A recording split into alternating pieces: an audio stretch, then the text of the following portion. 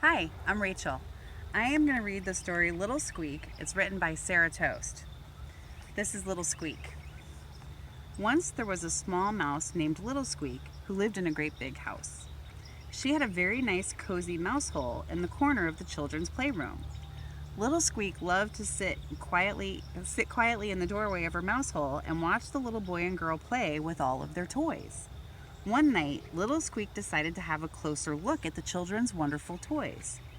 Little Squeak waited patiently until the little children were tucked into bed and fast asleep, and then she quietly crept into their playroom.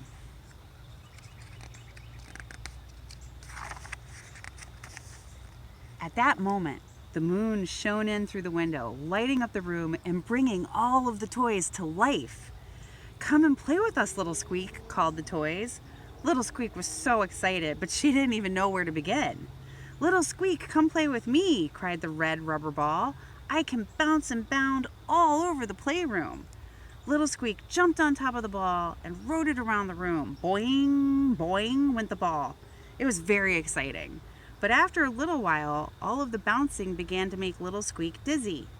"Thank you, but I am looking for something a little less bouncy," said Little Squeak politely.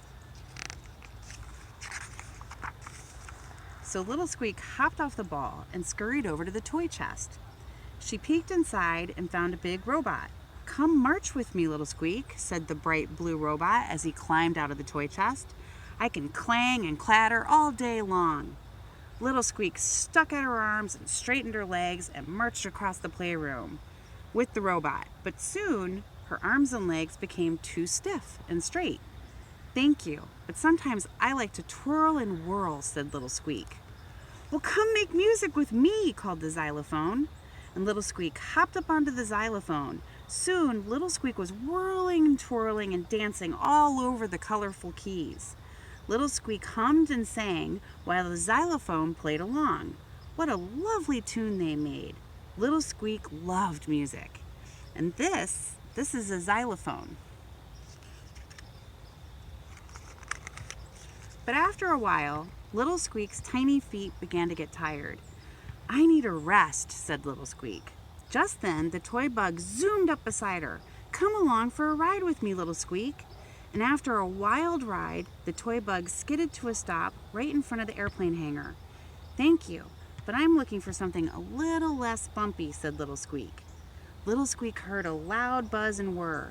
The noises came from inside the toy airplane hangar. "Why don't you come fly with me?" said the shiny new jet. And that jet making my own words again.